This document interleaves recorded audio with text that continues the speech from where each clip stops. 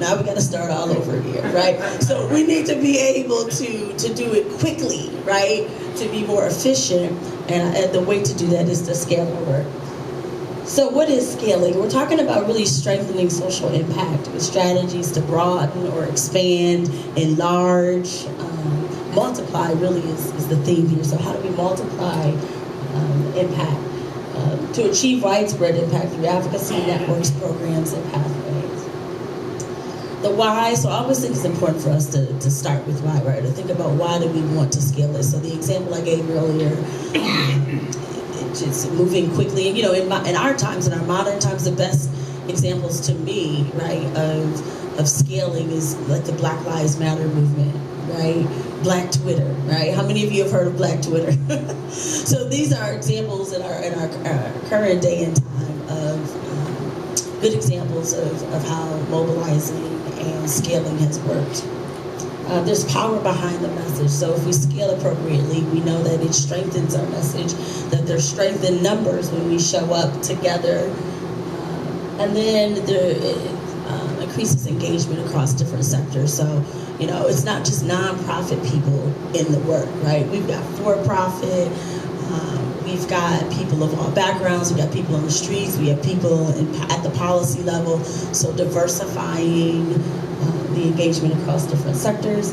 And then we need our impact to match the level of need, right? 50 houses are on fire, right? That's a need. So we need the level of engagement to match the level of need. The collaborative, so we have a set of values. I'm the values coordinator. One of our values is, because of who we are, spirituality is just really at the core of who we all are, right? I mean, we're spiritual people, and that's not a religious statement, right? We can all come from different religious backgrounds, but one thing you will notice for those of us of Christian faith is multiplying is rooted in our spirituality, right?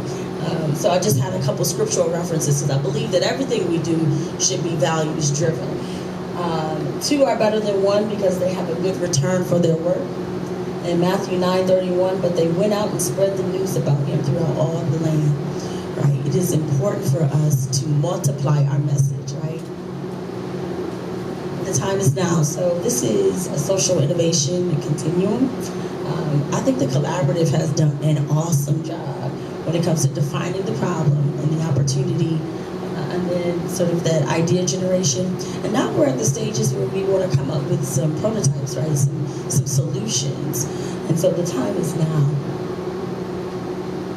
And just something to think about as we talk about scaling and what that looks like for us. We just need to be prepared for what that might look like, right? So there's been research on programs who have used scaling for social impact and some of the barriers that they may encounter.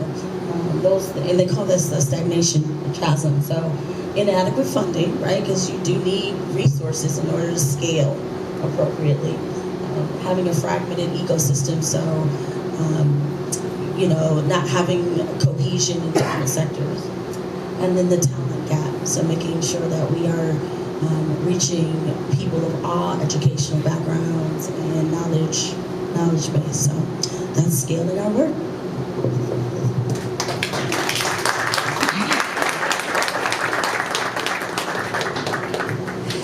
Well, I get the pleasure of speaking about sustainability, which brings it all kind of together. And you're going to hear some themes that you've heard from Alana and from Kyra and from Dr. Alicia.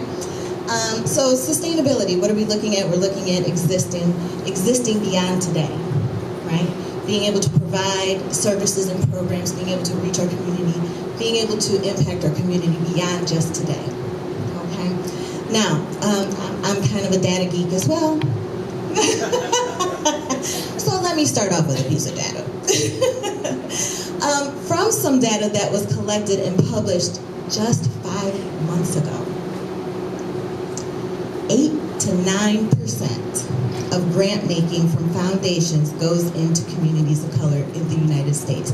Only 8 to 9%. So let's get a little bit more uncomfortable. Thinking about who actually gets to control, allocate, manage, and spend philanthropic dollars, we have a major diversity issue. Okay, and I think this has been a consistent theme that we're continuing to hear. Now, Kyra spoke to us being on boards, more people of color being at the table, right? So let me give you a little bit more, Deb. 92% of CEOs of foundations, 89% of executives on foundation boards, 81% of management for financial services, and 86% of venture capital investors are white. We're not at the table, guys. So that's why we had the call to action, the call to engage. And again, we have plenty of folks that are in the trenches with us that are not of color.